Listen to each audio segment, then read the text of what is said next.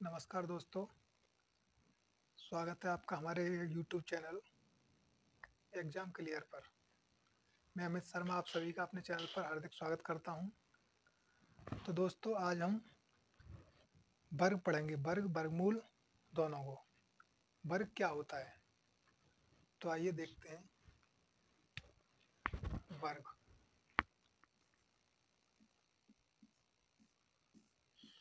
वर्ग को इंग्लिश में स्क्वायर भी बोलते हैं। स्क्वायर। तो सबसे पहले वर्ग निकालने के लिए 1 से लेकर 10 तक के सभी वर्ग को याद करना होगा। तो ये देखते हैं। 1 2 3 4 5 6 7 8 9 10। 1 का वर्ग 1 होता है, 2 का वर्ग 4 और 3 का वर्ग 9, 4 का वर्ग 16, 5 का वर्ग 25, 6 का वर्ग 36, 7 का वर्ग 49, 8 का वर्ग 64, 9 का वर्ग 81 और 10 का वर्ग 100 होता है। तो दोस्तों पहले तो हम सिंपल तरीका देखते हैं जिससे हम वर्ग निकालते हैं। आइए, जैसे ये हो गया 25, हमें इसका वर्ग निकालना है तो हम क्या करते हैं, उसी संख्या को 2 बार मल्टीप्लाई करते हैं। जैसे 25 इंटू 25,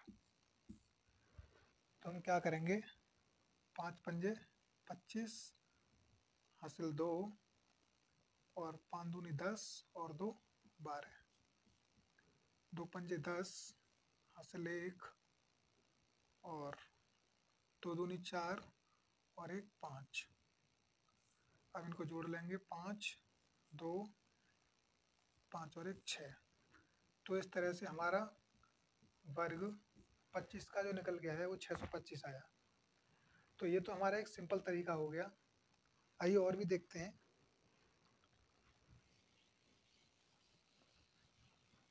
जैसे हमने निकाला 36 का वर्ग, तो हम क्या करेंगे, फिर से वही तरीका, 36 गुणा 36, तो 6 छक्के 36 हासिल 3, 6 × 18 और 3 21, फिर से 3 × 18 हासिल 1, 3 × 9 और 1 10। अब इनको ऐड कर लेंगे, 8 और 1 9, 2 1, यानी कि 1296। 36 का वर्ग हमारा 1296 निकल के आया। तो ये तो हो गया हमारा वर्ग निकालने का एक सिंपल तरीका, जैसे हम सभी लोग पढ़ते हैं, जैसे हमें बताया जाता है, स्कूलों में पढ़ाया जाता है और अक्सर सभी लोग करते हैं। आइए हम देखते हैं इसे ट्रिक से या कॉन्सेप्ट से कैसे करते हैं इसको। जैसे हमें 54 का वर्ग निकालना है, 54। तो इसके लिए हम क्या करेंगे, इन दोनों संख्याओं को हम ए और बी में डिवाइड कर लेंगे। जैसे ये हो गई ए और ये हो गई वी। तो इसमें हम एक फॉर्मूले का यूज करेंगे, a square plus b square plus 2ab, यानी कि a square plus b square plus 2ab। अब ध्यान से देखना, इसमें पहले तो इसका वर्ग करेंगे, तो 5 पंजे 25। अब इसका ही वर्ग करेंगे बी का, यानी 4 चौक 16। अब समझने वाली बात है, अब हम क्या करेंगे, इन दोनों की आपस में मल्टीप्लाई करेंगे और ऊपर इसमें 2 में भी करेंगे इसकी मल्टीप्लाई। तो 5 चौक 20 और 20 दूनी 40। तो हम क्या करेंगे, इधर से एक संख्या छोड़ के ये 40 हम यहाँ पे लिखेंगे, यानी 0 4। अब हम इनको ऐड कर लेंगे, 6, 1, 4 और 5 9, 2 के 2, इस तरह से। तो ये हमारा हो गया तरीका निकालने का। इससे हम सेकंड में निकाल सकते हैं, क्योंकि अभी हम सीख रहे हैं, इस वजह से थोड़ा टाइम लग रहा है। चलो आगे और देखते हैं दोबारा से। जैसे ये हो गया 63, तो हम फिर से ए और बी में डिवाइड कर लेंगे इसको। ये ए हो गया, ये बी हो गया। तो फिर से अब यहाँ पे एक अंक है, तो अगर हम इसका स्क्वायर करेंगे तो 9 आएगा। लेकिन हमें सदैव ये बात ध्यान रखनी है कि स्क्वायर सदैव 2 अंकों में आना चाहिए। अगर 2 अंकों में नहीं है तो उसको हम आगे 0 लगा के 2 अंकों का बना लेंगे। जैसे 3 का स्क्वायर किया तो 3 दिया 9। अब 6 का करेंगे तो 6 छंग 36। अब इन दोनों की आपस में गुणा, 6 × 18 और 18 की फिर इसमें 18 दूनी 36, यानी पीछे का अंक छोड़ के हमें 36 लिखना है। अब इनको जोड़ देंगे, 9, 6, 6 और 3 9 और 3, यानी कि ये हमारा आंसर आ गया। तो ये हमारा कॉन्सेप्ट के जरिए निकालने का एक तरीका था वर्ग। आशा करता हूँ आप लोगों को समझ में आया होगा। आइए अब चलते हैं हम वर्गमूल की तरफ। वर्गमूल क्या होता है?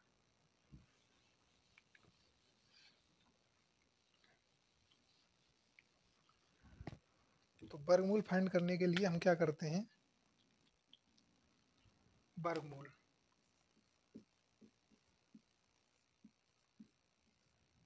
इसको हम स्क्वायर रूट बोलते हैं। स्क्वायर रूट जैसे हम लेते हैं 56 25, 56 25, इसका हम वर्गमूल निकालेंगे। सबसे पहले हम देखते हैं गुणनखंड विधि द्वारा हम वर्गमूल कैसे निकालते हैं। तो चलिए गुणनखंड विधि से करते हैं इसको। गुणनखंड विधि,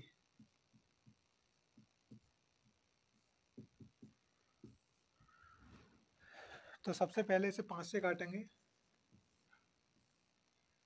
5 एकन 5, 5 एकन 5, एक बचा, 12 हो गए, 5 दूनी 10 और 5 पंजे 25। अब फिर से इसे 5 से काट लेंगे। 5 दूनी 10, एक बचा, फिर 5 दूनी 10 और 5 पंजे 25। फिर से 5 से काटेंगे इसे।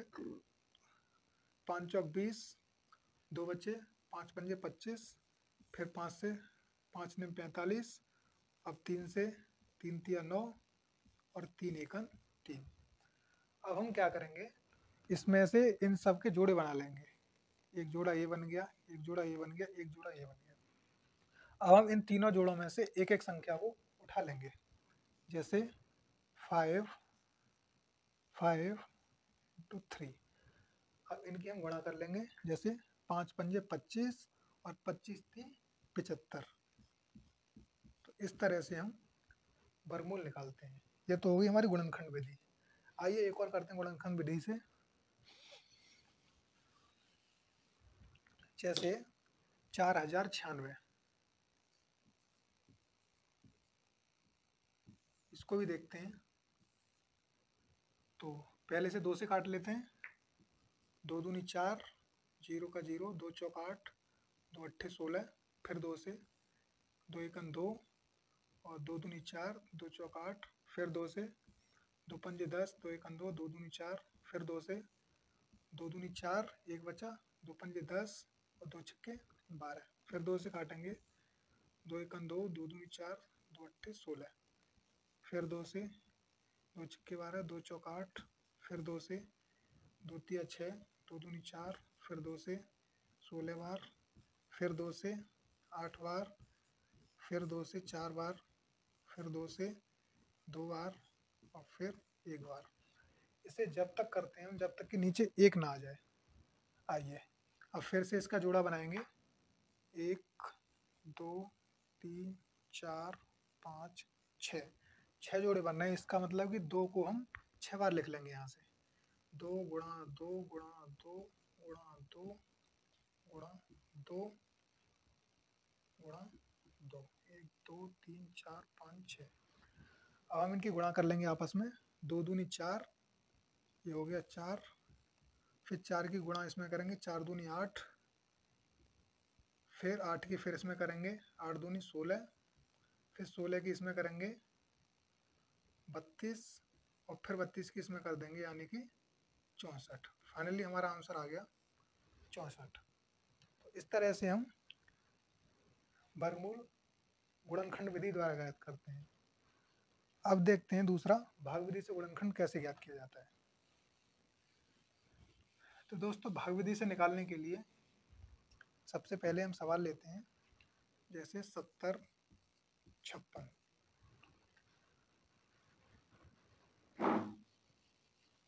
भाग विधि,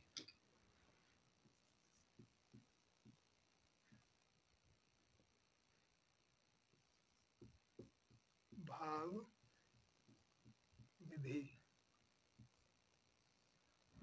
भाग विधि से गुणनखंड करने के लिए सबसे पहले हम क्या करते हैं, वर्गमूल निकालने के लिए हम पीछे से इनका पेयर बनाते हैं, 2 2 का पेयर।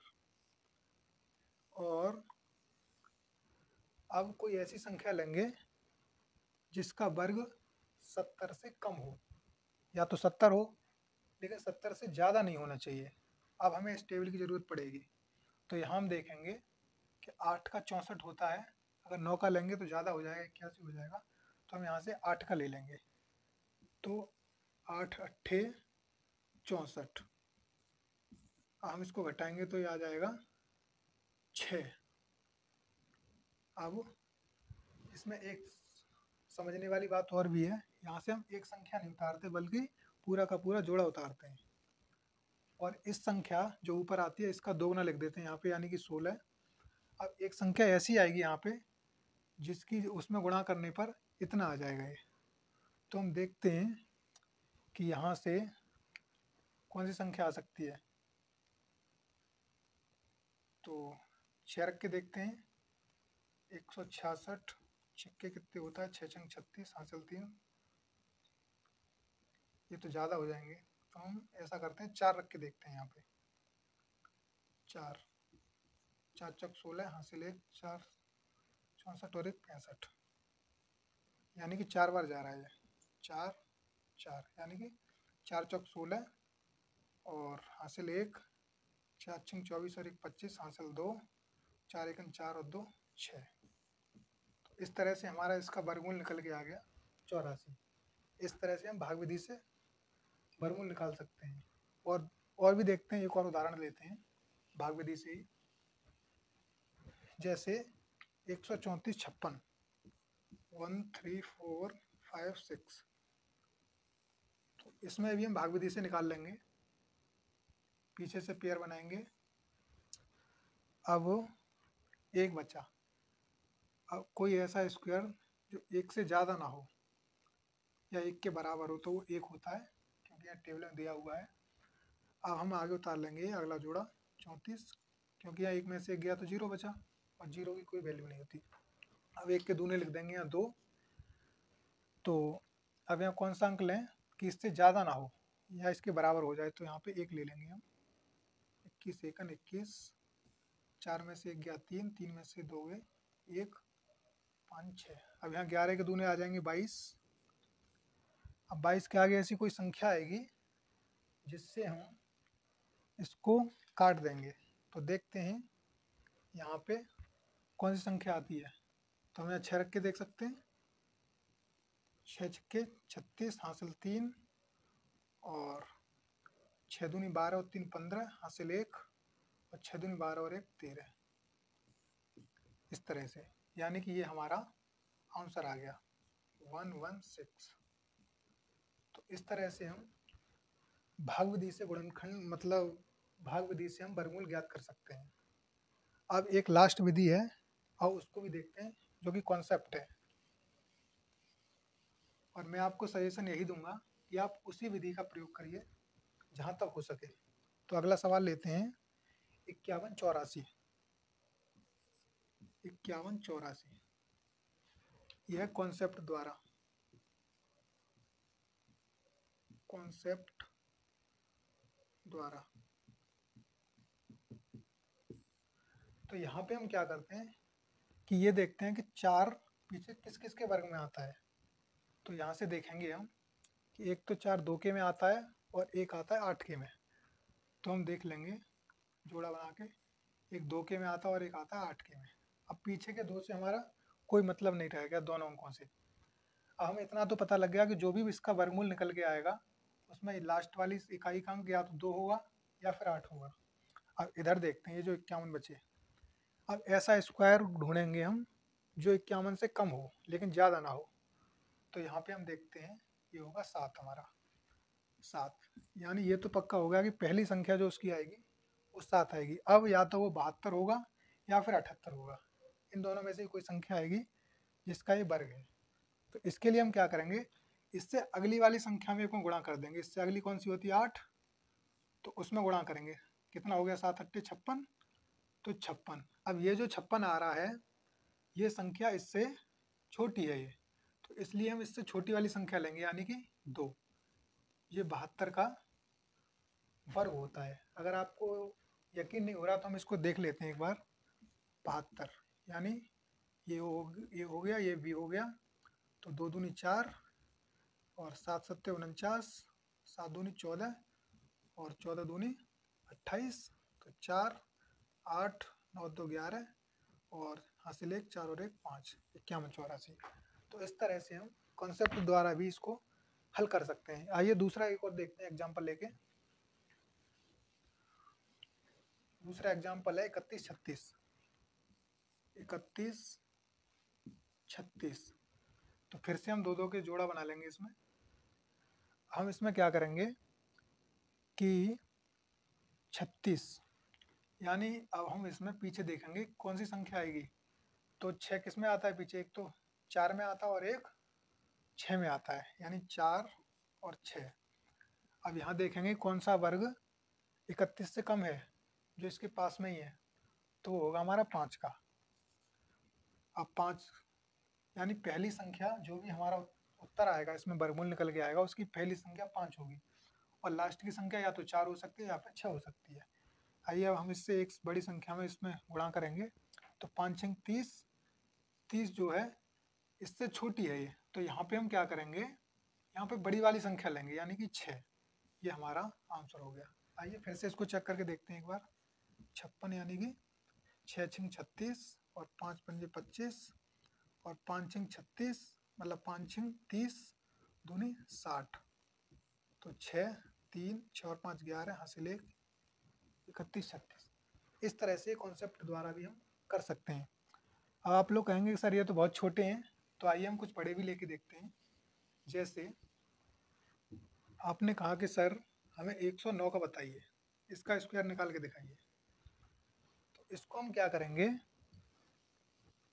कि पहले हम 10 का कर लेंगे, यहाँ पे इसको 2 में डिवाइड कर लेंगे, इसको ए कर लेंगे और इसको बी कर लेंगे। तो 10 ढाई 100 और 9 निम 81, फिर से 10 निम 90 और 90 दूनी 180, यानी पीछे हमें एक अंक छोड़ना ही पड़ेगा। अब जोड़ लो इसको 1 8 8 11, ये इसका आंसर आ गया। अच्छा, अब हम अगर बड़ी संख्या लेके उसको फिर से देखें तो चलो फिर से देखते हैं 134 56 को, फिर से 134 56। अब यहाँ से हम फिर से देखेंगे पीछे या तो 4 आएगा या फिर 6 आएगा, और ये 134 रह गया, तो इसके समीप कौन सा वर्ग है हमारा, तो ये होगा 11 का, क्योंकि 11 11 121 होता है और 11 की 12 में गुणा करेंगे तो 132 आ जाएगा, तो वो उससे छोटा होता है। तो हम यहाँ से फिर बड़ी वाली संख्या लेंगे, यानी कि जो यहाँ पे 132 आएगा वो इससे छोटा है, तो इसलिए हम बड़ी वाली संख्या लेंगे। ये संख्या उससे बड़ी है तो बड़ी वाली हम संख्या लेते हैं, तो ये 116 आ गया, ये हमारा आंसर है।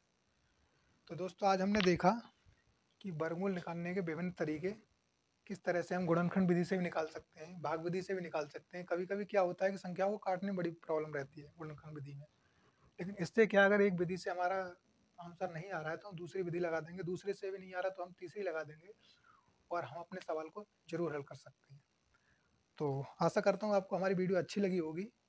तो साथियों अगर आपको हमारी वीडियो अच्छी लगी हो तो लाइक शेयर सब्सक्राइब और कमेंट जरूर करें। धन्यवाद।